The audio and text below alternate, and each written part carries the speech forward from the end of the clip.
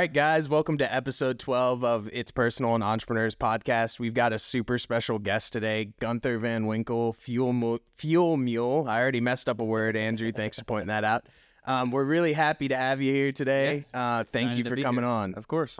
So one of the things we really like to do, just to keep it kind of, on brand with the name, It's Personal, is start out by asking a little bit about just like where you're from, how you ended up here.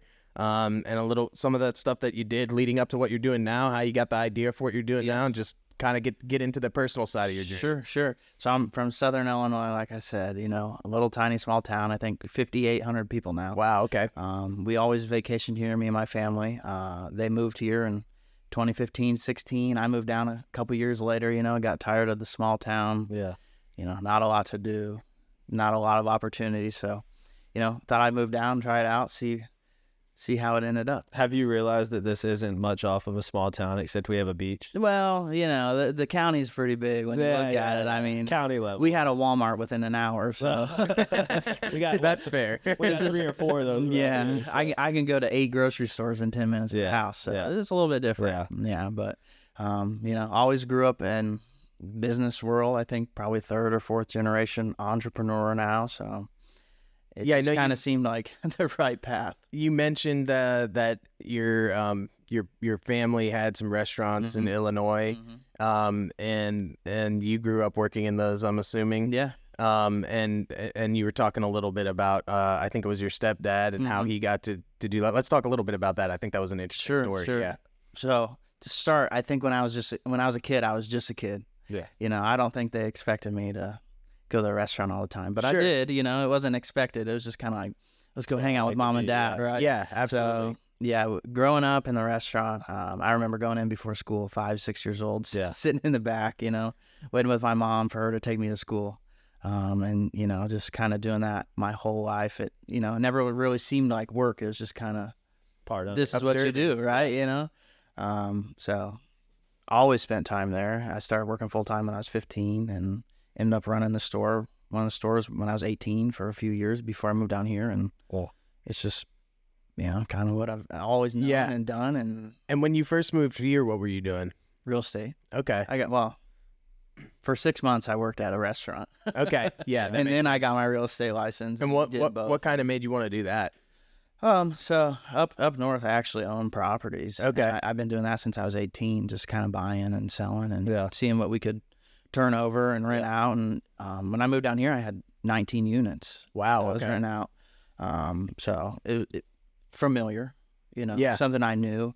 I didn't think it'd be too hard to get into, just from the knowledge I had, and just kind of did that for a few years. Let's go back to that, because that's actually that's not a small thing, having 19 properties at that, even if it wasn't right at 18, if it was a little bit older than that. So how did you get into that up north? Who got you into that? Yeah. What did that look like? My dad, he always had a few rentals, and I kind of saw the opportunity. And 2 months after I graduated high school, I'd been saving from 15 to 18. Yeah. Right, working in a restaurant. Right. I bought a small, probably 600 square foot, 1-bedroom house, fixed it up, rented it out for a couple years.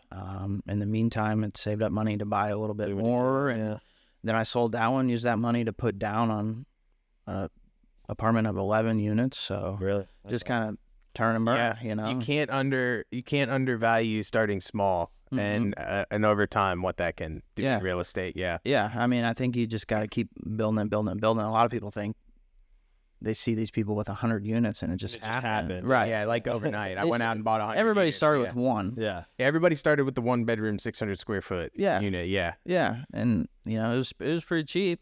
Yeah, for what it was, but we put money into it, and when it was a good situation for the person living in it, right, whatever that was. Right. And then a couple years later, I sold it and turned that into more. Yeah. Just off equity. So absolutely, I think that's the game in real estate. Yeah, it is. Yep, that's a pretty cool story. And So what about the apartment building? What kind of things did you encounter with that? Because I'm sure that was a pretty different situation than owning a single unit. It was crazy. Yeah. The first multi-unit property I bought, it was 2 duplexes and a triplex, and that was a little bit more manageable because everybody's kind of separate, and it's not as like on top of each other. Yeah. And the hardest thing there was just fixing it up. always turning the money back into it, and you're never pulling money out. No. You're always putting it back in Until you exit, yeah. Right, and you're turning it. So that was the hardest thing probably for me to get through my head, right, was I have all these units making all this money every month, bringing in all this money, There's nothing in my pocket. but I'm not taking anything away. I think that's the fallacy of like a lot of cash flow properties too, like even short-term rentals, because people see like it advertised, okay, it does 70, 80 grand a year or something, but people do not sit down and calculate the true cost of what is being put back into some of those things. It's the exit you're working toward. Right. And if you get one that cash flows a little bit, that's like that's like icing on the cake. Sure. I still have those 7. Those are the only ones I still have. Okay. Wow. And it's because they are to the point now where they're making now they and that, it took what? How many? 5, 6, 7 years to get to that point? Oh, probably. yeah, for sure. Because it was always, well, this unit needs a new carpet, or needs a new fridge, or a new toilet. The AC goes out. Yeah, the water backed up in the tub, or something dumb, but it has to be taken care of. Yeah, absolutely. And then the money that's being generated has to just go back into it. Yeah. So finally, we're at a point now, but I would like to sell them. If anybody's looking. Everything's for sale. Yeah, everything's for sale at a certain price. Yeah. These are all back home. Yeah, they're all in Illinois. The price to entry here is just tough. It's way so different. high. Yeah. My thing on real estate is like anybody could do it. You just got to have the money. Yeah. Yeah. So true. if I can get in something there for a third the cost and the rent's And turn this not even. Do you still dabble in real estate there, even from a distance? Not really. It just it's too hard. Yeah, it takes too much thought and effort to without being able to be there. Yeah. Yeah, I mean, I can't go look at properties. I mean, small town, I know where everything is, but you still got to go see it. Yeah. Hands There's on. something different about being on site with a property opposed to looking at pictures or someone telling you about it. Yeah, a video tour only does so much. Yeah, I agree. Well, that's interesting. I didn't realize that. So that's kind of new to me, but that's a cool story. And I think a lot of those principles you were talking about, though, like the having to put money back in it, get over it mentally, doing real estate early like that kind of prepares you for just business life cycles. I think in general, kind of gives you that grit or that mindset to be able to see something through, even if it's not cash flowing right away. So that's kind of interesting. Yeah, not everybody's cut out for it. No. It's a mental state I think you have to put yourself in, that like you have to manage your expectations really early on. I think we flipped houses probably for 4 years, and granted, the first couple we put a lot of money into, and then after that we were able to prove ourselves and get some equity partners, so it didn't have to be all our money. Sure. But we probably flipped houses for 4 years at a personal net loss, I would say, because you make a lot at once, but but people don't realize is you're paying yourself in arrears. Yeah. And you're incurring expense the whole time. So we were really doing it to learn the business, like the development business. And then by the time I got paid a chunk in arrears, I was just paying all the shit that I paid for the last 6 months. Paying off your credit card or whatever. Yeah. And that's just, it took us years of doing that to get to a point where like, we actually make money now, and we have a good book of real estate clients built up. It's definitely not something that happens overnight. I think that's entrepreneurship in general. By definition. Yeah, right? absolutely. Everybody sees it from the outside. They always see the end result. Nobody sees the process, the 10-year, 15, 20-year process. Nobody on social media, I mean, we talk about it all the time. Talks about that's it the much. message that's portrayed. I mean, that's kind of what led us even to get into these nitty-gritty conversations with this podcast and people that we converse with, is because if you just get on Facebook or TikTok or social media, you only see that. The pretty, look at my stacks of cash. It looks easy. Yeah. It's here, buy my course. Let me show you how to do it. It's easy to be enticed by the end result. Yeah. Even yourself, once you get there, it's easy to kind of be like, oh, that wasn't so bad. But sometimes you gotta sit back and kind of humble yourself and really realize how blessed you were to even be able to go through that process. Yeah. Live in a place where you can take risks and go through that process and have that opportunity to do that, because a lot of people don't even have that option. Really. Right. But let's transition a little bit, because I really want to talk about what you're doing right now. Fuel Mule. Yeah. Tell us a little bit about, like, at its granular basis, what that business is, what gave you the idea, where you started, where you are now, that kind of thing. So I'll tell you how it started first, where the idea came from. It actually started because of my sister. Okay. 2020, COVID, just turned 16. And as 16-year-olds do, they drive around Just to drive. all the time. Yeah. They're burning through gas. Like it's not, they don't realize it costs money. So she's driving around all the time. And late one night, she goes to the Busy Bee out by our neighborhood to get gas. Brand new gas station at the time, nicest gas station in the county, arguably. Yeah. And there's no one there. She pulls up, she's getting her gas. And in the middle of getting her gas, the stereotypical white van pulls up and 5 guys get out. And they're all trying to talk to her and approach her. And so the thought there is like, this has to be done in a safer way. There has to be a better way. Yeah. And at the same time, I was living in Illinois part-time still then, going back and forth. And there's a business there. It's like a drive-through convenience store. Mm-hmm. Yeah. So I'm like, man, that's awesome. That's a convenient version of the gas station. I mean, the convenience store isn't really that convenient when you think about it. So not nowadays. No. Yeah. So at the same time, this is all kind of happening, and I'm like, we could do this better. We can make it more convenient. They've made this side of it more convenient. Yeah. How do we sell gas more convenient and safer? Yeah. And I hear stories like that more and more often these days, even with people that I know. It's like not an uncommon occurrence to hear something like that happening. I mean, the physical threats, the safety threats, the card threats. Yeah, everybody gets their card skimmed. I've had my card skimmed at gas stations 4 or 5 times in the past. So, the goal was to make it safer. That was the initial thought. Mm-hmm. And it's become more about convenience. Yeah. Yeah. And then when we started... And we live in a society where people put a high value on convenience. Oh, 100%. Look at all the new businesses. DoorDash, Shipped. Yeah. You can have anything delivered to your house. Uber instead of taxi. Yeah, right. So that's true. It kind of fit in. It worked well. I've been working a long time saving money, just waiting for my thing to happen, right? And when it happened, it was kind of like you knew you had the light bulb. Yeah. I've always said this because I can't really take credit for saying it. I've always known this in the back of my mind because my grandpa was an entrepreneur and owned a company, but his idea or his patent and the thing he worked on as an engineer came from him just saying I was always in the frame of mind that I knew when a problem came along, I was going to solve it. Sure. And figured out whether I was the best, engineer because he wasn't, whether I had the best grades in school, he didn't. He's like, I knew I had that mindset that when I came along, I would figure it out. And if I just drove with that problem, I would get it done. So my whole life, I've just been, and we've found some things that we're very good at. I wouldn't say I found that one thing I love solving absolutely yet, but I've always gone through life with that mindset of just looking at problems and being like, how can I fix that?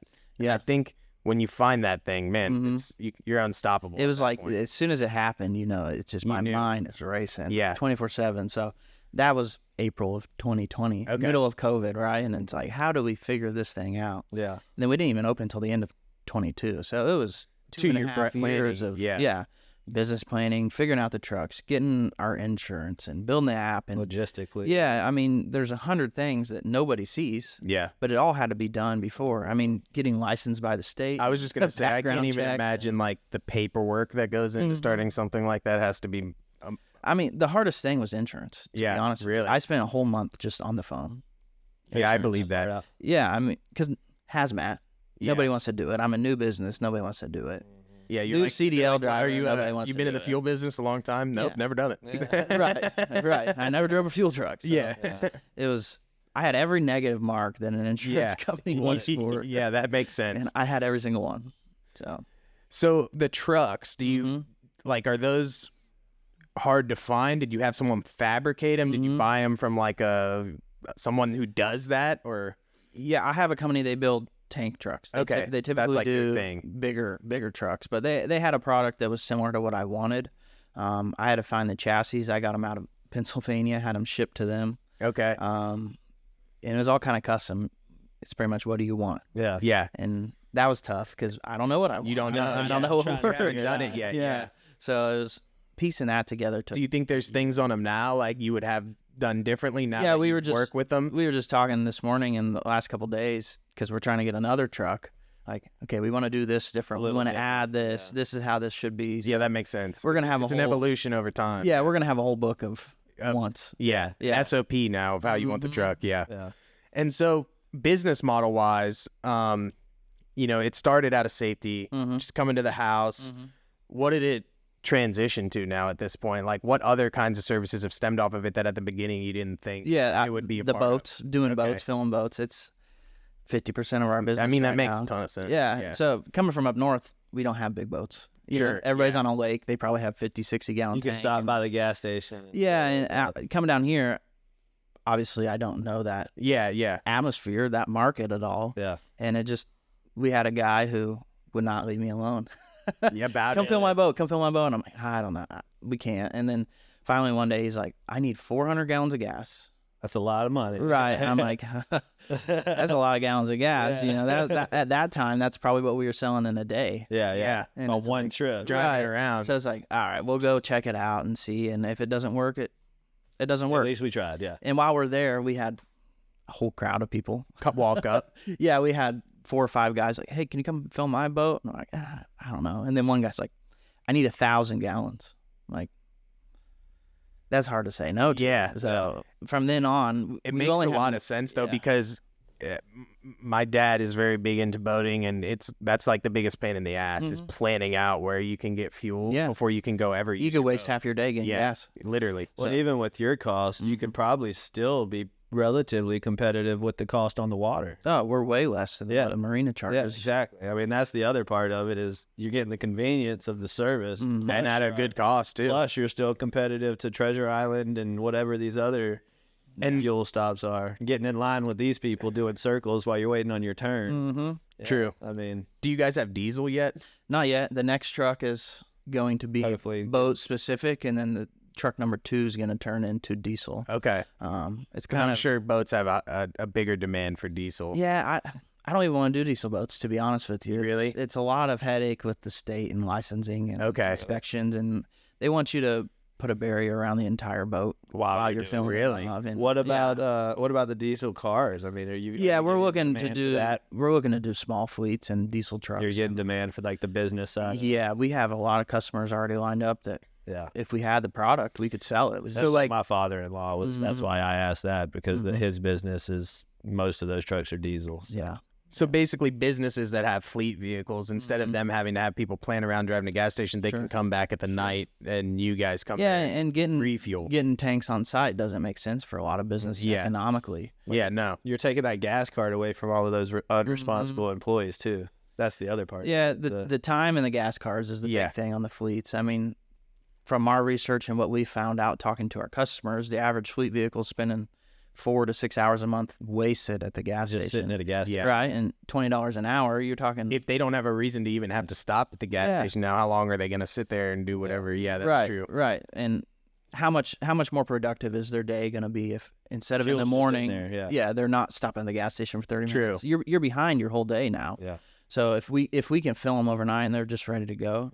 So how frequently would a business like that typically have, like a couple times a week? Yeah, we go twice a week to every business. We do a couple vehicles 3 times, but Twice is good for most businesses, I would think. the ones we do 3 times a week, they're like transportation and Heavy, buses. okay, yeah. So they're running 24/7. But most 2 times a week is good That's a for lot of fuel, 98% of our customers. How much from like launch to today would you say like the business has like grown, if you had to like put an idea on your head in it? Well, I was looking at the numbers yesterday actually, and January 1 to May 15, year over year, we're up like 382%. Okay, wow. So it's exponential. exponential, yeah. And we're on track to do that again next year. Yeah, because we've already doubled. In May, we're on track to double what we sold in January. Okay, wow. So it's along the same path. Yeah, and your year over year will probably be close to doubling too. Yeah. And that's our goal, is double every year. So anything above that, So like long term, you gonna franchise this thing or what? I hope, or tick one of the big companies off Sell enough out. where Yeah. they're like, we need to get rid of you. How much do you want? Yeah, they like an acquisition type of deal. Yeah.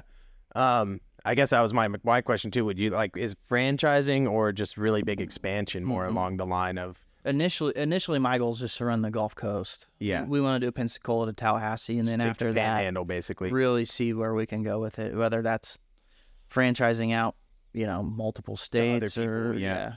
selling out. Selling the whole concept. It seems like a very it seems like a very franchisable model. Oh, it's easily because you can easily predict grown. the startup cost. You can tell someone how to get started, where the points of business are, that type of thing. Yeah, I mean that's kind of the back end. You figure all this stuff out. Yeah. And franchising, that's a lot of the value to a franchisee. Already did that, yeah. You already did all of it. You've worked through most of the problems, and you can kind of guide them and educate them on They can avoid the pain points by franchising instead of avoid the 2.5 years and of what you did. 5,000, 6,000, 7,000 hours of time on the phone. Is there other applications of it that you could see it working for that you're not doing right now that you would want to get into? I don't know, to be honest with you. People ask me all the time to fill their plane. Yeah. I don't want to. I was just going to ask about airports, but that's a whole nother animal. It's a lot of liability. I mean, if you have a fuel problem on something that flies, you fall. If you have a fuel problem on a boat or a car, you just sit there. Yeah. And then it's your fuel. Yeah, they track back to where that fuel came from. The first thing they look at if an airplane or helicopter crashes is their fuel. Yeah, did they have fuel issues? Right. So getting on to the facilities probably is not an easy process. Yeah, it's kind of like a marina. They have their own fuel. They don't necessarily want you out there. Yeah, that's true. But yeah, just the liability alone kind of turns me away from it. Yeah, and it's a very specialized type of fuel, I would imagine, too, in most instances. Yeah, the unique thing actually with jet fuel is once you put it in a tank, you can't ever haul anything in it again. So if you do a jet fuel truck, it's jet fuel for the rest of its life. You can never put anything else in it. Why is that? Because the chance of something diluting it? I'm not 100% sure. I believe it's because of the way it affects the structure of the tank. Okay.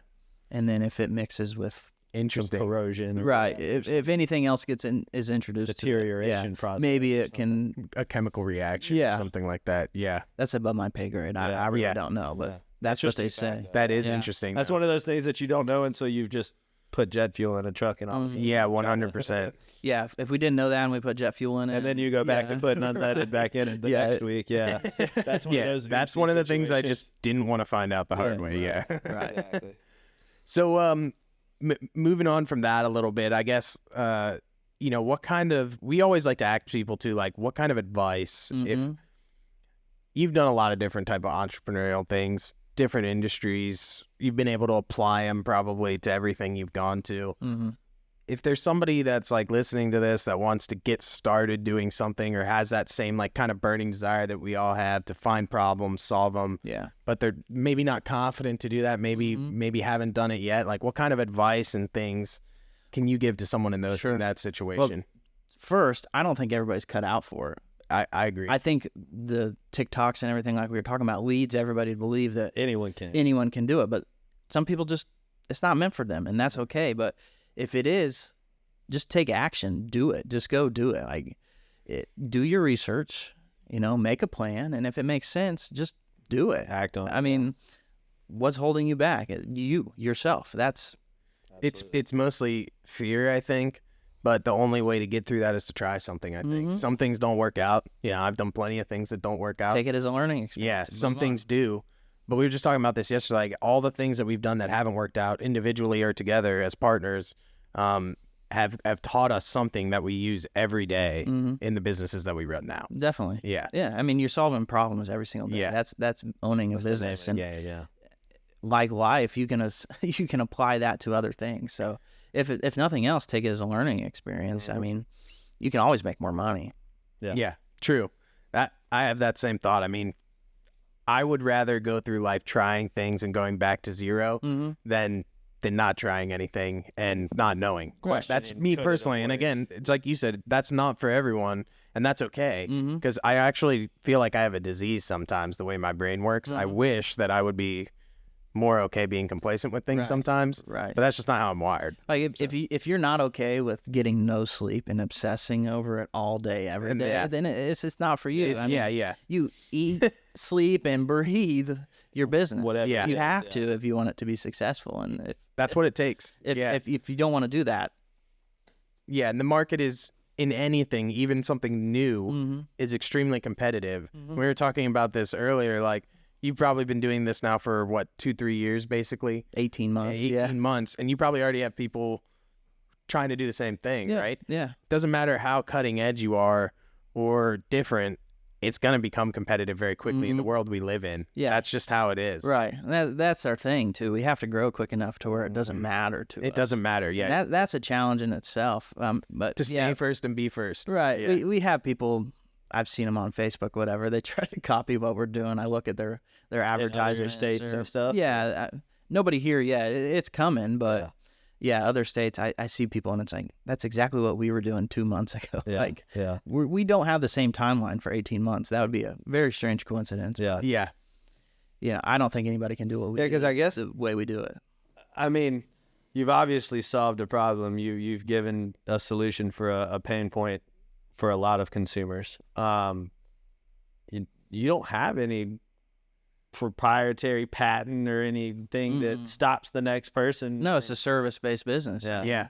I mean, you don't have any special equipment on your truck that, I mean, obviously you went through developing it, but it can all there's be not purchased. one particular part that only you have access. Yeah, no, you can buy everything we've done. Yeah. The app, you can get your own app. You just got to figure out how to do it or pay somebody to do it and have the knowledge on process. It's how they do what they do, not what they do. Right. Yeah. Right. And it's the service you provide at the end of it. Yeah, I mean, People have listen, confidence in Fuel Mule. we couldn't work in a more diluted industry. Let's be honest. No, 100%. You know? Yeah. So you gotta, whenever in real estate, you gotta, when you have a client or a customer, it's how you handle them and treat them and what we do that's extra. That's gonna get them to refer us to the next person. You know, a million other people could do what we do. That's the truth. Well, look at any successful business, Walmart, Amazon. Yeah. There's tons of businesses that do exactly what they do, but they do it better. What do they do different? Yeah. Better. Yeah. Yeah, So- exactly. I think we do it better and different than what anybody else will be able to. And Yeah, we got a head start, so that helps. But When you're the standard now. right. I mean, no matter who does it after you, they're trying to be Fuel Mule at this point. I mean, you have that advantage. I mean, you took action to the point that you said earlier. I mean, just go do it. Take action. You did it. So, like, was there, when you did your research, was there, like, anyone out there doing anything remotely like this at the time? There's a couple companies that do similar things. Yeah. They're mostly on demand. You know, ours is on membership. It's like you call, yeah. I need fuel, and then you schedule it. But on the back end, right, how convenient is that if I have to do one tank of gas over here, but then I'm driving 20 miles? Well, it's not good for the logistics of your business. No, so being able to plan on the subscription works better for everyone. That was kind of the initial thought, too. It was like, oh, we could do this on demand. And then I looked up, oh, yeah, all these people are doing it. But then I got to working through the logistics of everything. I'm like, that just doesn't work. You know, we're fighting traffic. We're driving way more miles. The route is not efficient. No consistency in it. Yeah, how can we make it so we have repeat customers every week Yeah. and make it efficient for us? And doing the membership and giving them... They can plan on the cost and the service. You can plan on routing it. Right. Makes a lot of It sense. makes it easier for everybody. Yeah. It's less work for everyone. How It's many less nights a hassle. week is that truck out? 6 nights. There you go. Yeah. So, what is your, like, daily like, when do you sleep, I guess?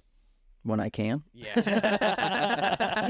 Yeah, I'm getting really good at napping. Yeah. Power down. Yeah. Power down. Like last night, I got home at quarter after 3. Yeah. Yeah. Yeah.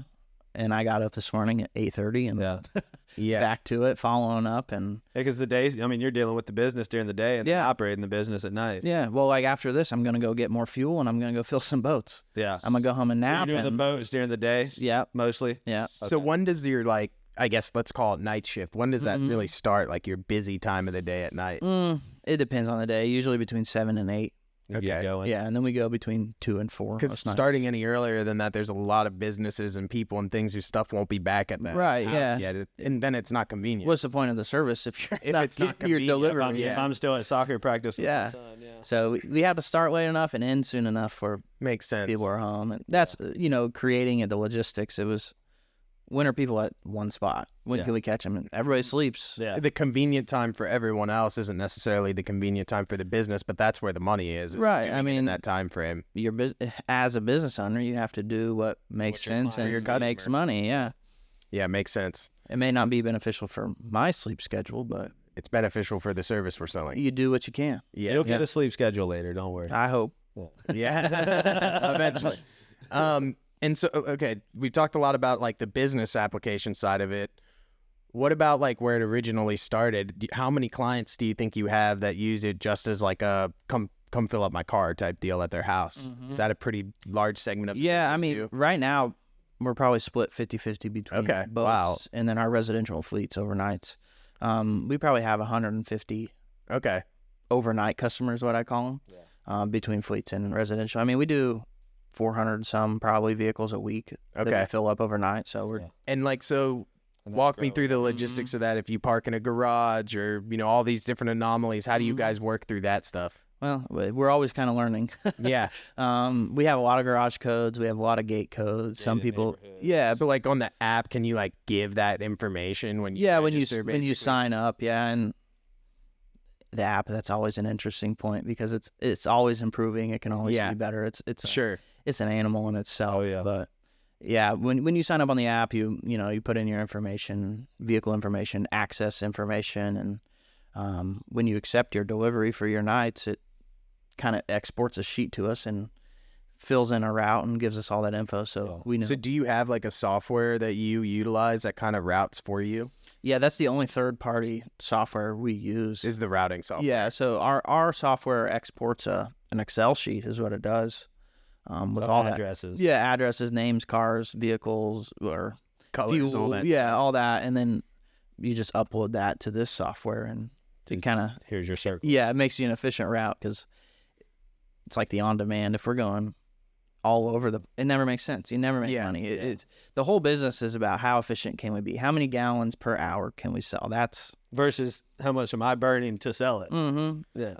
Yeah, that's interesting. So I think that like just listening to you talk about it so far, the biggest optimization or spin that you put on it that no one else caught on to was taking something that's very popular in the world right now, which is a subscription system, but you used it in your favor, not only to get people on consistent revenue, but now you can actually route and track the business officially, which the on-demand fuel business could have never been that. No. It would have been very hard to scale too. It was definitely. Just it would have been stagnant at a certain size. I modeled that after a trash company. Okay. You know, we're depending on where you live, you get your trash nights. Because they could you could never do on-demand trash. That would never make sense. So I subscribe, send you my form, you get my information, you've got to go spit it out into the route, and then you follow up with me and say, hey, it looks like your best night's going to be Tuesday night, or how does that? Well, kind of, but it's shifted, it's sorted a different way. When you sign up, depending on your area, you get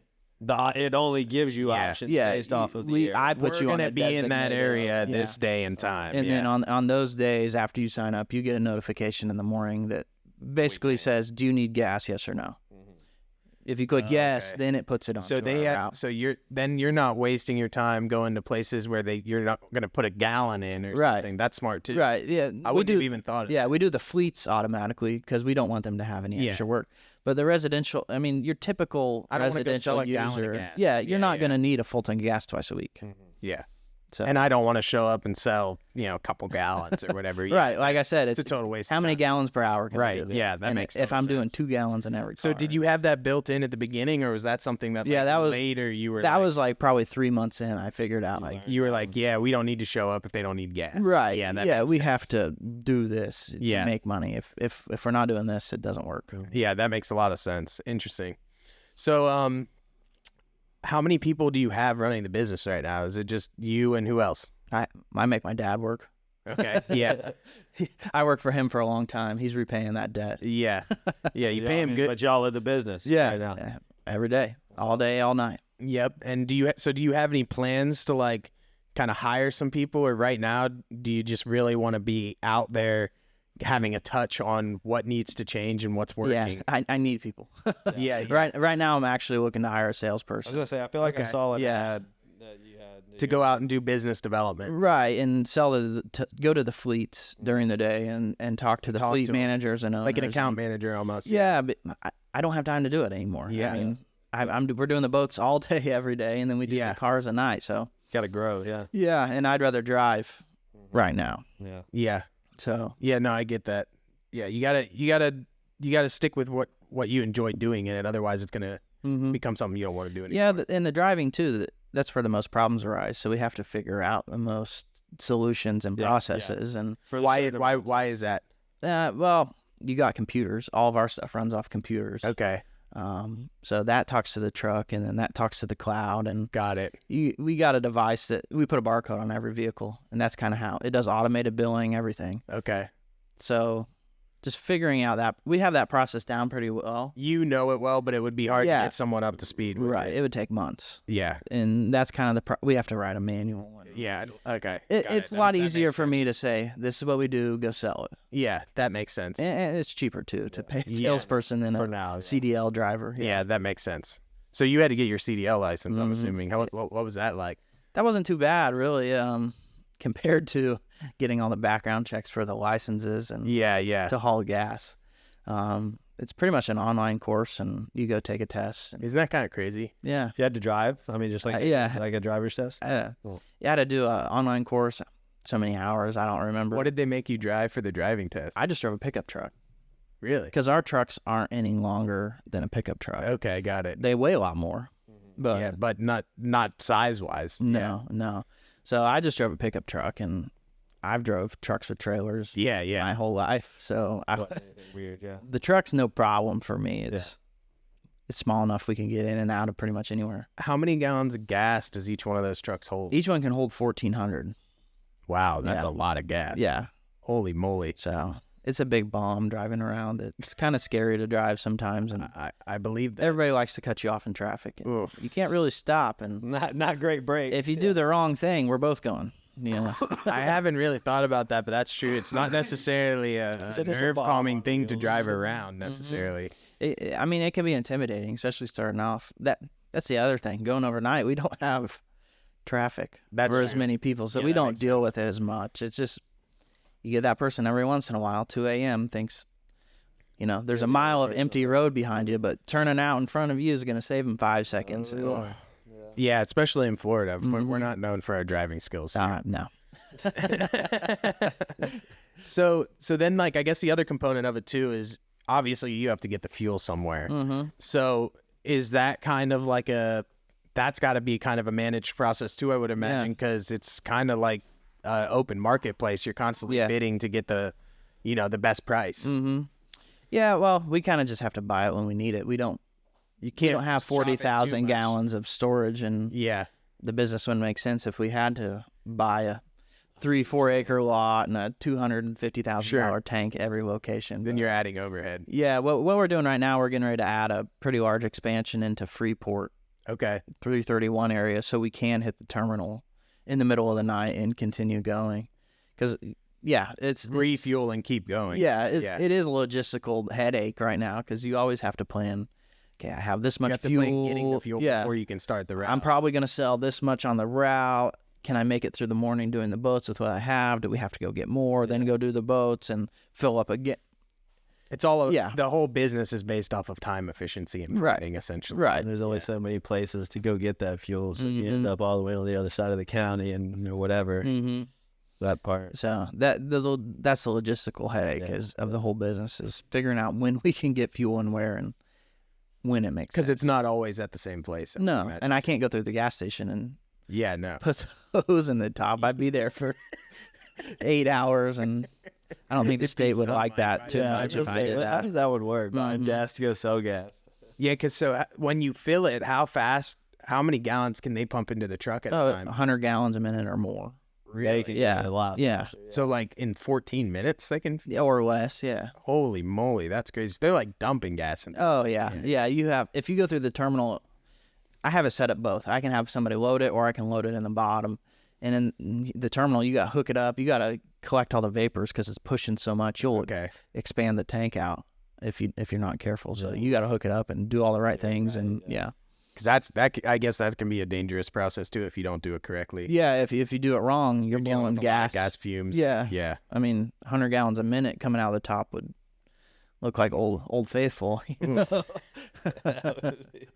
definitely want to. That's the whole side of the business, though. That 98% of people don't even think about the logistical stuff that you're talking about. Yeah, no. Well, with most businesses, most people Yeah, only that's most see- businesses. Yeah, you see that it's like iceberg. Yeah. You see the tip and none of the other Well, you stuff. get the non-business minded person, and it's like, yeah, he's delivering gas. The can't be. Yeah. I mean, I'll admit, like, go do it. when I first saw it, I was like, how many people are gonna do that? And then Andrew was like, yeah, but you got to think, like, people have boats around here. You got fleet and I was like, that's true. I mean, if I owned a business with a lot full of trucks, I would much rather have you come do that than have my people stopping at a gas station and not being able to track it or kind of, I mean, it just makes a ton of sense. Yeah. But it's, to your point, it's the person who has that idea and sees the problem that can solve it. You saw it before other people. I wouldn't have seen that. Yeah. Well, and it's a certain kind of consumer, because like for me, I guess, like for my wife, her car, she drives round trip a day, like a mile and a half. Right. Her gas tank is good for like literally like a month. Yeah, it doesn't make sense for So everyone. it's you know, it's for my truck, it would make a lot of sense. You know, I'm Yeah, filling we up drive once a way week. too much. Yeah. Yeah, I'm filling up once a week, and unfortunately, I like the tornadoes at the Sefco and the sausage biscuits, so it always costs me an extra $7 or $8. All right, we could save you some money. Yeah. You know, because I'm always going inside Yeah, too. when so. David Jones was on here, one of his big pieces of advice was don't eat lunch every day at a gas station, which is probably good advice. Oh yeah, I mean you add that up every day and years and years and years and added up how much you're spending, Or just the food you're eating. the other side of that digestive system. over 10 years you buy a new car off of what you spent buying that's food at the true. gas station. It's true. Yeah, it's like the whole don't smoke cigarettes, you can own a Lamborghini, and it's like, where the fuck's your Lamborghini at? That's funny. So we like to wrap up with one major question. It's a little bit more philosophical in nature, and I've kind of alluded to it a little bit already, but we call it our legacy question, which is kind of like, you know, at this moment in time, with everything that you know, could be personal, could be professional, could be a mixture of the two. What is like that one piece of advice, just a piece of advice you would want to give everyone, entrepreneur, not entrepreneur, that you think holds true to you like every day off the top of your head? Well, I struggle with this too, but you need to set some time apart for yourself. Yeah. You know, I try to take Sundays off. It doesn't always happen, but you need to take a step back a little bit and just relax and hang out for a couple, you know, mentally, physically, just let yourself step away for just a little bit. Even if it's a few hours here and there, you need that time off. And you know, Well, it gives you time to reflect on it anyways. Yeah. You know, which when you get back into it provides value, I think. We have a friend of ours that's a like a human performance coach, and he works with like Green Berets. And one of the main things he told us when we had our first like Zoom call with him was that when they study human performance, it's the pause that makes people really take off. Sure. And it's hard because as doers and Your mind's especially going military people, it's 24/7, going. You don't want to hit that, but they found that the pause and the rest in between is actually what makes people go to the next level, including, you know, some of the best athletes we know and things like that. So it's good advice. I'm not good at taking it myself, but we were just talking about it this morning actually is I always go till I get myself to a point of burnout, and then the time I do have to take is more than it would have been if I had just incrementally taken some breaks. Yeah, I'm still working on it myself. But yeah, it's a hard thing to do. Yeah, that's kind of why I built in the Sunday originally, where we don't work, because it's like I know I'm going to be working a lot of hours, and I think don't. One day is fair. Yeah, you know, I don't want to get to that burnout point. I'd rather be efficient through the week. Yeah, that makes sense.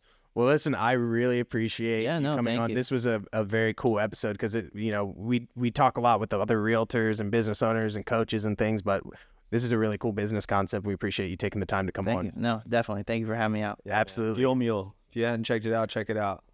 That's episode 12, and we hope you guys tune in for episode 13.